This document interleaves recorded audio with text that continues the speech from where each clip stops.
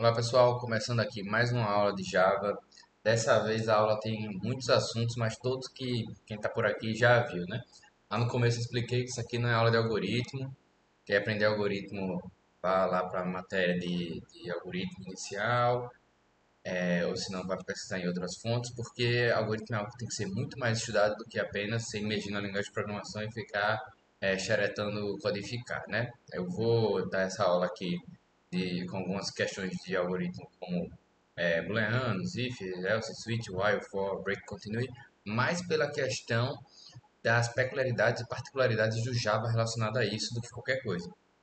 Não é para apresentar esses conceitos, a ponto que eu vou abordar eles de uma forma como se eu já esperasse que quem está vendo essa aula sabe o que é um else, um if, um switch, um while, um for, um break e um continue, beleza? Por isso que eu acho que não vai ser uma aula tão longa assim, a gente vai mais passando, passando e pontuando de fato o que pode ter de único aqui no Java, beleza? Vamos começando aqui com a parte dos booleanos, né? O que seria um booleano? É um tipo de dado que ele vai estar variando entre o true ou false, o verdadeiro ou falso, sim ou não, né? No caso do Java, quando você for expor esse cara, né? Ele vai estar expondo como true ou false, né? Que seria verdadeiro e falso em inglês, beleza? Entendam que um booleano, ele vai ser, além de poder ser demonstrado diretamente assim, né? Como booleano verdadeiro igual a true, booleano falso igual a falso, ele também é o resultado de uma condição, né? No caso, quando a gente tem uma comparação entre dois elementos, por exemplo, o resultado desse cara sempre vai ser um booleano. Então, por exemplo, se você criar uma variável booleana, ela pode receber uma comparação. Essa comparação, ela vai pegar o resultado da comparação e vai jogar lá. Se, por exemplo, for true, o booleano vai ficar como true, você pode usar ele em vários outros cantos abaixo com tranquilidade, beleza? Aí, a partir disso, a gente sabe que o Java ele vai estar suportando as condições lógicas do usuário de matemática. Esses caras que quem já viu C, quem trabalha com questões de programação, é muito habituado, menor que, menor igual, maior que, maior igual, o igual, diferente. E usando esse cara, a gente pode estar, essas condições, né? A gente pode estar utilizando as instruções do else if e do switch, conhecidos por todo mundo, mas a gente vai ver aqui eles novamente, né? Vou aqui só codificar, por exemplo, um exemplo, né? Int idade é igual a 10 e int maior idade é igual a 18. Aí eu posso botar aqui, fazer aqui um booleano que vai se chamar maior de idade, que vai estar comparando se idade é maior ou igual a maioridade. Beleza, a partir de agora eu tenho aqui um if, que ele pode estar printando maior de idade, um else, que vai estar printando é não é maior de idade, para precisa ter bastante a parte do else mesmo, né? Negação do if. E a gente também pode ter, por exemplo, um else if indicando se idade for menor que zero, salte idade inválida. Beleza. Se eu rodar esse cara aqui, ele vai pegar, vai jogar o resultado dessa comparação aqui nessa variável booleana, se for menor que zero, perdão. Ele vai pegar, vai fazer essa comparação. 10 é menor que 18? É maior que 18? Maior ou igual a 18? Não. Então aqui fica falso. Ele cai aqui, verifica se a idade se é maior de idade. Não é maior de idade. Ele cai aqui, né? E aí ele verifica se a idade é menor que zero. Também não. E aí ele cai aqui no else, beleza? Note que a utilização do else nesse caso, sem ser, por exemplo, eu poderia botar aqui um else if e ser bem redundante fazendo isso aqui, ó. Note que isso aqui eu estou especificando bem. Somente a partir dessa condição que ele vai estar caindo aqui. Se você meio que escapar, às vezes, do intervalo lógico, provavelmente quando está se falando em numerais ou outras condições, às vezes o else puro vai estar absorvendo resultados que você não queria, né? Então, às vezes é interessante até expor dessa forma, mas isso aí é realmente uma questão de algoritmo mesmo, é uma questão de você ter clareza no que você vai estar colocando em cada um dos pontos. Isso é mais quando os programas estão desempenhando algo muito complexo relacionado a números. para daquelas questões que tem vários else ifs e aí eles estão cumprindo ali o objetivo de estar abrangendo intervalos específicos, né? Beleza. Aqui também temos o switch, né? O switch case.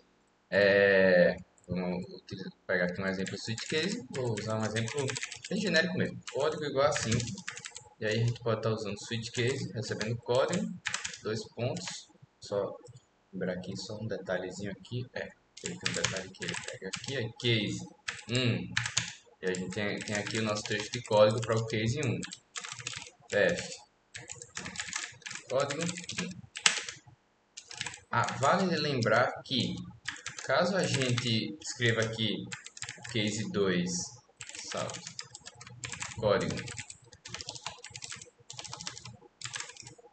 semelhante ao C, o switch case ele necessita do break para ele quebrar o intervalo, no caso não, né? A condição, né? O caso de cada um. Então, por exemplo, vamos botar aqui default salt outro código. Se eu colocar aqui o código igual a 2, rodar esse cara, ele vai printar o código igual a 2. Beleza. Por quê? Ele veio até aqui, entrou aqui, executou esse código e deu break. Porém, se eu executar o código 1, ele vai estar executando o 1 e o 2. Por quê? Porque ele cai no 1, executa esse cara, não acha um case, né? Não tem um case abaixo, então ele vai para o 2 e aí entra nesse cara e aí vai para cá, né? Vai quebrar aqui. Isso seria bem útil quando, por exemplo, você quer fazer uma concatenação de permissões. Vamos supor que permissões, e aí vamos deixar aqui vazio. E aí vamos supor que você queira colocar aqui, ó, que você tendo as primeiras, por exemplo, você sendo um com o código 1, a sua permissão ela é concat ADM. Vou botar um espacinho aqui. Porém, se você é ADM, você também é, por exemplo, gestor. Vou botar um espaço antes, na verdade. Você também é gestor. E você sendo gestor, você também é caixa. Como seria um sistema de caixa. Né? Você sendo caixa, você também é funcionário. Funcionário. Isso significa que, se eu vier aqui ao final e printar esse cara aqui, ó, permissões, caso o meu cara ele seja 2, por exemplo, ele vai ser caixa. Opa, vou botar o break só. Não, vou botar até. Vou botar um aqui também, geral. Vamos botar aqui. Quando ele está com o código 2, significa que a permissão dele é. Eu fiz só reter uma questãozinha. Esse cara aqui, na verdade, é aqui. Pam, pam, pam. Beleza. Vamos lá. Quando eu rodo esse cara, ele concatenou aqui, ó. Permissões.concat, ele está sendo ignore. Ele está sendo. Ele está sendo... Ah, tá. Porque eu tenho que, na verdade, equiparar. Beleza. Equiparando esse cara. Beleza. Atribuindo esse cara na realidade. Vou estar fazendo isso aqui, ó. Significa que o cara sendo código 2, ele vai pegar tanto a permissão daqui, como essa, e a default também. E aí, se ele é 1, ele pega todos, por exemplo. Se ele pega 4, ele só pega o funcionário e o geral. Vocês estão olhando isso aqui como algo muito básico, que seria você estar apenas concatenando string, né? Pegando string e juntando ela. Mas se vocês entenderem como cada parte do switch case ter realmente um objeto ou uma variável que está gerindo as permissões do acesso a um sistema, vocês vão ver o quanto isso se torna mais útil, né? Mais usual. Nesse caso aqui, a gente está fazendo uma implementação bem rudimentar, só para entender como isso poderia ser implementado também de uma forma mais complexa depois. Cada parte daqui iria ter o seu próprio trecho de código, o seu método, que iria fazer o procedimento de estar concatenando ali as permissões a uma variável de um tipo que serviria para gerir as permissões do usuário no sistema, né? Beleza. Vamos para um cara que é um pouco diferente, que eu acredito que algumas pessoas já conhecem, mas não era todo usado assim, que é o operador ternário ou if ternário. Ele é uma ferramenta, vamos botar assim, de decisão também, né? É um trecho de código de decisão que funciona semelhante ao if, só que a lógica ela vai estar mais na linha de fazer uma atribuição no momento da comparação. Ou atribuição ou execução, vamos botar assim. A lógica pode ser escrita em uma linha só, num comando só, no caso. Ele vai estar realizando uma avaliação booleana e, se for verdadeiro, código 1, que é o primeiro após a interrogação aqui, é executado, retornado, e caso isso aqui seja falso, vai ser o código 2. Vou até pegar o exemplo que eu tenho aqui abaixo, vou colocar aqui novamente. Idade é igual a 17 anos. E aí eu tenho aqui string, mensagem. Acho que eu tinha colocado até outra coisa. Eu tinha colocado status, né? Outra mensagem mesmo. Aí eu vou fazer a comparação agora. Eu não preciso necessariamente colocar parênteses, eu posso fazer assim, ó. Opa, besteira. Posso colocar assim, ó. Idade menor, quer dizer, menor que 18, interrogação, abre aspas, menor de idade. Dois pontos, maior de idade. Salto, mensagem. Bora lá, vou rodar esse cara, vamos ver se está tudo tranquilo. Beleza, menor de idade. Vamos ver o que é que esse código está fazendo. Ele distancia uma idade com 17. Beleza. No momento que ele cria a variável mensagem e ele vai fazer a atribuição de um valor, ele não atribui isso tudo aqui. Não, ele está fazendo aqui uma comparação. Ele está vendo se a idade é menor que 18. Se for menor que 18, execute isso, né? Pegue esse valor aqui e atribua a mensagem. Se não for, se o resultado aqui for falso, atribua esse valor, que é o nosso caso. Vamos passar o valor 20. Passando o valor 20, a gente já vai ver que ele vai estar colocando maior de idade, certo? Essa é a forma com que vocês vão estar implementando é, a, a, o if ternário, o operador ternário. Novamente, isso pode servir também para, vamos supor que você tenha dois tipos de acesso a um sistema, que seja tipo acesso, aí aqui seja um char, onde vai ter código tipo acesso, onde ele vai ter lá o código do tipo N, para normal. Então, vamos botar que ele compara código tipo igual a N. E aí, se for igual a N, usuário normal. Se não, usuário ADM.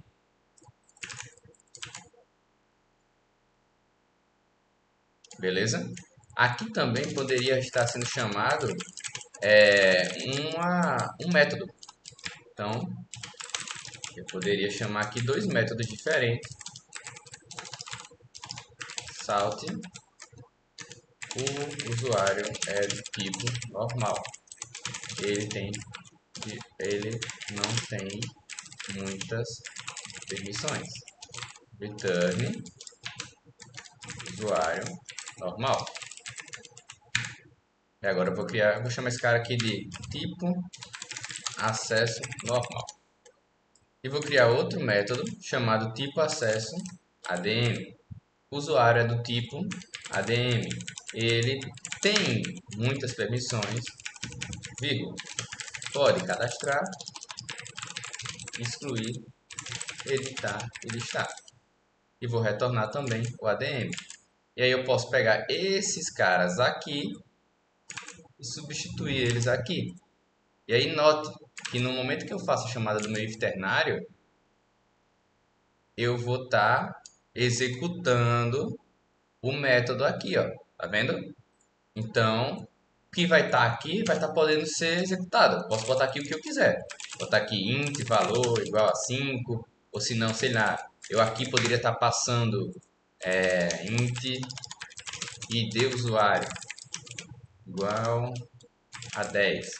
Eu poderia estar recebendo aqui, no caso de um usuário int id, poderia estar recebendo aqui o ID do usuário e ele verificando e ele printando aqui ou verificando alguma coisa. O ID dele é. Então notem que o if ternário na implementação mais básica dele pode parecer algo simples e já enxuga bastante código. Existem diversos ifs e else que poderiam ser desmembrados, transformados em if ternários, principalmente quando são ifs e else que resultam apenas na atribuição de um valor, né? If tal coisa seja verdadeiro, então atribua o valor tal a isso, else atribua o valor tal. Beleza? Mas aí vocês veem que vocês podem usar os métodos também, chamando eles aqui ao final do if ternário, para estar executando alguns trechos de código a depender da condição, sem estar tendo que desmembrar novamente em ifs e elses grandes, né?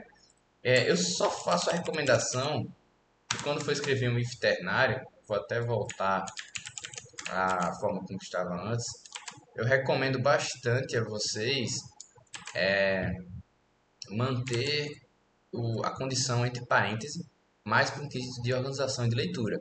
Vocês conseguem entender muito bem, muito melhor que isso aqui é um if ternário quando vocês veem esses parênteses aqui. Você vê uma comparação, interrogação, resultado 1, né, retorno 1, dois pontos para separar e o retorno 2, beleza? Vamos aqui a outro ponto. Esse ponto, só um detalhezinho também, só para não. A próxima parte já vai para os loops, mas essa parte aqui que eu vou explicar é algo que também pode ser feito. Só vou estar mostrando só de curiosidade mesmo. Vocês podem botar um if ternário na condição de outro. Por exemplo, tenho aqui esse if ternário aqui. Eu posso vir ao final dele e falar eu, código tipo acesso é igual a n?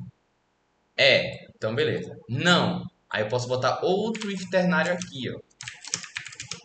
E escrever aqui, usuário, adm, usuário, gestor. Beleza. Essa parte aqui pode ficar um pouco complicada, por isso que eu vou explicar ela bem parte a parte. Somente porque esse foi algo que demorei para até saber que existia. Mas, ó, vou passar aqui o G aqui, o X, na verdade. Vamos lá.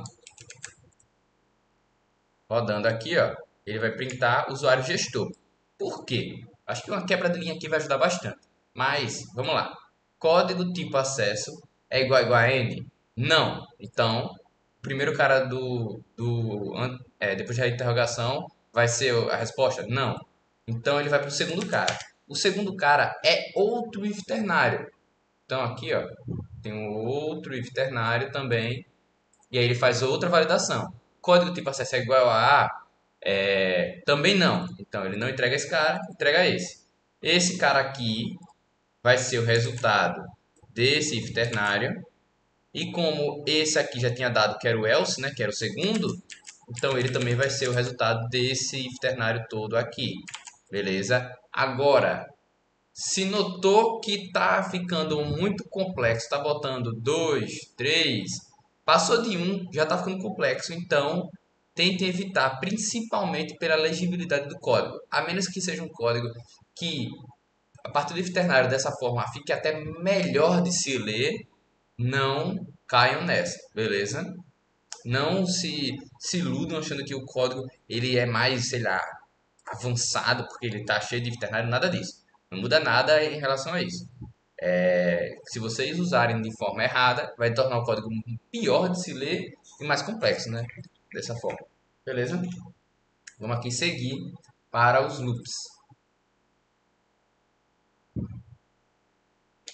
Os loops seguem a mesma linha do C, por exemplo. Vocês podem estar usando aqui o loop while, como aqui criar o contador. Contador igual a 0. While contador menor que 100. Print o contador e some um ao contador. Rodando esse cara aqui. Ele printou até chegar ao 99, né, no caso, porque é menor que 100. Do zero a ele. Beleza. Lembrando aquele detalhe de sempre, né? Qual a diferença do while para do while? Se eu botar aqui enquanto for menor que zero, quantas vezes ele vai printar? Quantos números ele vai printar? Nenhum número, beleza? Agora, se eu pegar esse cara aqui, botar num do while, quanto ele for menor que zero, beleza? Só arrumar um pouquinho aqui. Ele vai estar printando o zero. Por quê? Porque o while ele avalia uma primeira vez e executa o loop, depois ele avalia a segunda vez e sucessivamente. Já o do while ele executa uma vez o loop e depois disso que ele começa a validar, né? Que ele valida. Então ele valida ao final da execução do loop. Na verdade é uma questão até mais clara. Ele executa ao final da validação do loop. Por quê? Porque pense que se eu manipulei a variável do contador, né? Ou eu manipulei a variável que está sendo validada no while dentro dele, num caso que ele avalie depois, ele vai quebrar ainda no elo atual. Por exemplo, no do while, eu botei aqui um cara que ele pede o valor. Então eu vou botar aqui, ó, enquanto o contador for menor que 100. E aí eu vou botar aqui o valor 100. Pá. Quando eu rodo esse cara no do while, ele me printa uma vez. Por quê? Porque ele passa por esse trecho de código. Se eu faço isso o contrário, nesse caso aqui, ele vai executar uma única vez ainda, mas se eu tivesse feito isso aqui, ó, pá, aí ele não executa nenhuma vez, ele nem sequer passa nenhuma vez aqui pelo trecho de código. Beleza. Vamos agora seguindo para o for, certo? O for também segue a mesma linha do for do C, né? For, aí você vai estar indicando aqui uma variável que seria o seu contador, depois a condição, quando ele for menor que 5, e mais, beleza? Então, só ver aqui, opa, igual a zero. Executando esse cara, ele vai estar printando todos os caras. Lembrando sempre, né, que tem essas condições, você começar ele pelo 1, começar pelo 0, sempre se atentar também a essa lógica. Falando só por cima mesmo, porque é uma questão para se atentar em algoritmo. Agora o loop for each. O loop for each, eu já vi uma galera aqui utilizando ele em outros linguagens de programação e no Java ele funciona muito semelhante. No caso, como Java é uma linguagem tipada, você apenas tem que indicar qual é o tipo dos itens desse loop. Eu vou dar bastante atenção aqui a esse cara, porque eu noto que volta e meia as pessoas se passam em alguns detalhes dele, que é o seguinte. Eu vim aqui e criei um array de nomes. Esse array aqui vai ter ele vai ter aqui o Vinícius, o José e a Maria. Aí, o que acontece? Deixa eu botar aqui mais um nome, botar o P. P. Beleza. O que acontece é o seguinte, para eu criar um loop que vai estar, um for each, né? Seria um loop que vai estar passando item por item dessa lista. No caso, né, desse array. No caso, o que você tinha que se atentar? Que quando eu for criar esse for each, né?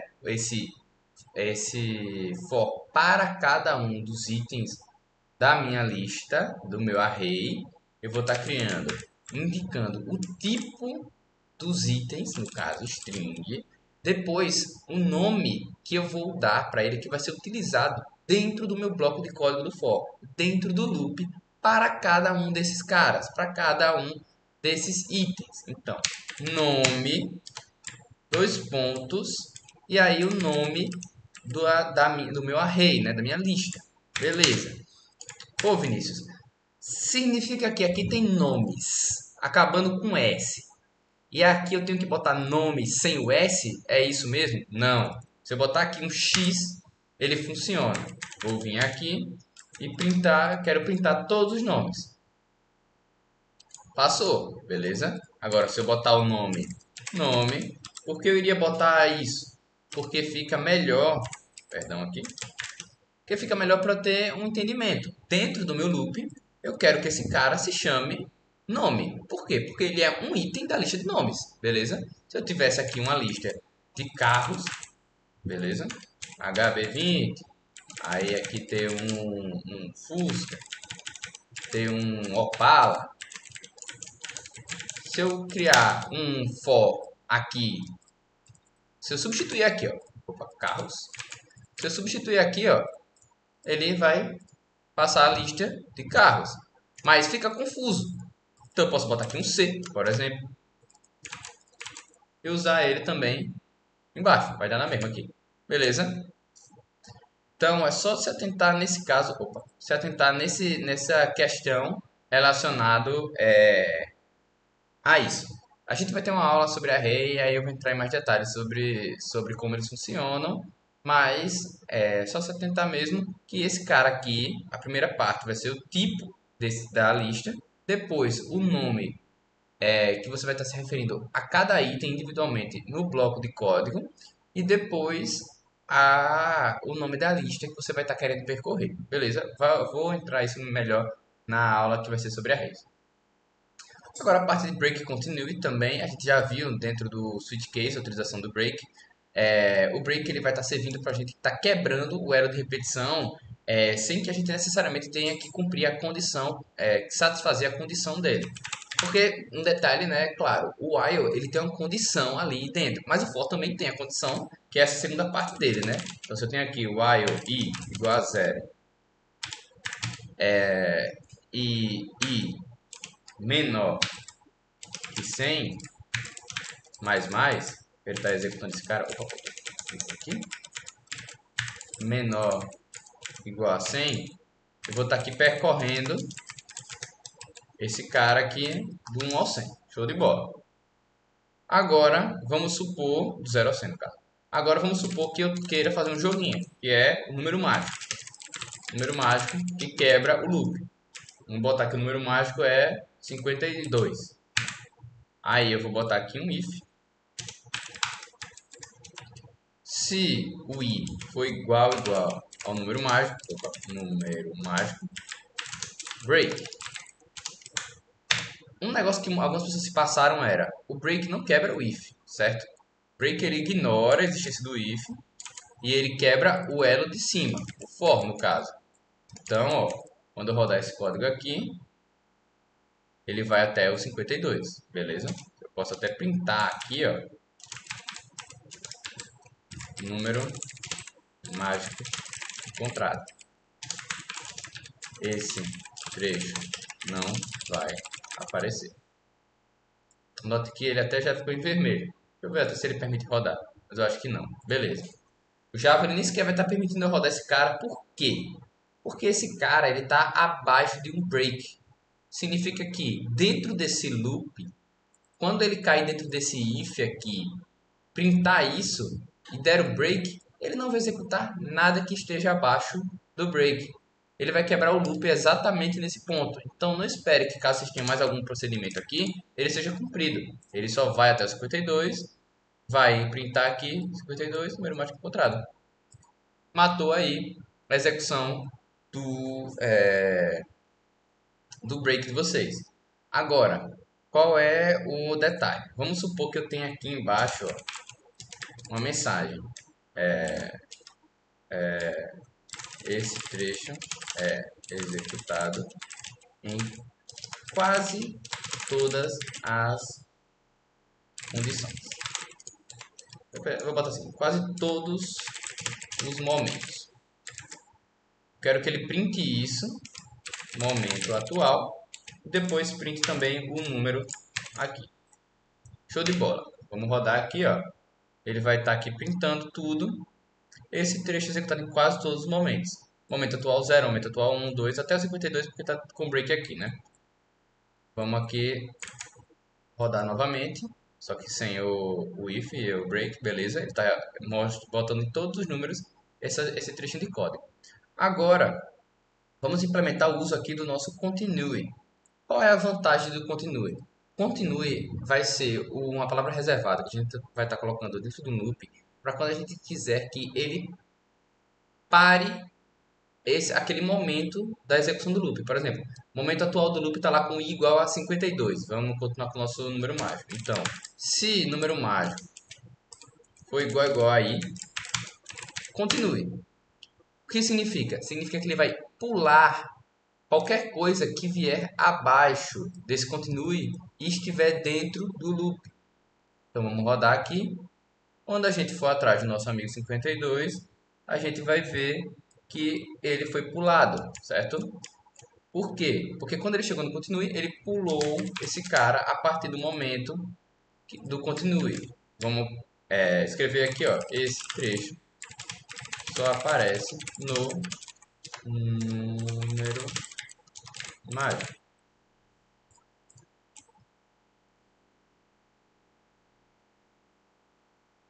Tá vendo? Aqui só aparece o número mágico. Beleza? A partir disso, ele também segue aquele ponto de que ele não está executando nada abaixo, né? Se não está executando isso, também não iria executar isso. Ah, Vinícius, por que ele deixa vermelho aqui, mas não deixa vermelho aqui? Por algo, acho um motivo relativamente claro que é o seguinte. Nesse caso aqui, esse trecho de código ele está dentro do if que indica que vai ocorrer o continue. Porém, esse if só vai acontecer em uma condição específica. Logo, o que está abaixo aqui vai acontecer todas as vezes que esse if aqui não for satisfeito. Porém, dentro desse bloco de código, quando você está dentro do if, não existe a possibilidade disso ser executado, porque quando ele chega aqui na linha 9, no continue, ele automaticamente vai para um novo momento da execução do for, né? Vai crescer um no i e vai seguir executando. Lembrando sempre, eu acredito que aqui também, esses mesmos caras valem para o while também. Esses caras podem ser utilizados para diversas implementações que vocês queiram fazer, para um momento, por exemplo, bem inicial do while, que vocês já queiram que nada mais seja executado caso uma condição não seja satisfeita. Manda continue que ele volta para o começo novo. Manda continue e volta para o começo novo. Muitas vezes a galera força a barra legal, colocando um bocado de coisa dentro de um else ou coisa assim, quando era só um continuezinho no lugar correto, ou um break também, né, dependendo do momento, da situação, que já estaria satisfazendo a necessidade. Beleza, pessoal? Por hoje é só. Eu acredito que foi mais uma aula de dicas sobre o que vocês já conhecem do que necessariamente vocês aprenderem alguma coisa. Mas a linha das aulas é essa também para entender, porque existem alguns detalhezinhos aqui que são mais particulares do Java, ainda assim reaproveitando conceitos que vocês aprenderam em algoritmos, certo? Muito obrigado pela atenção.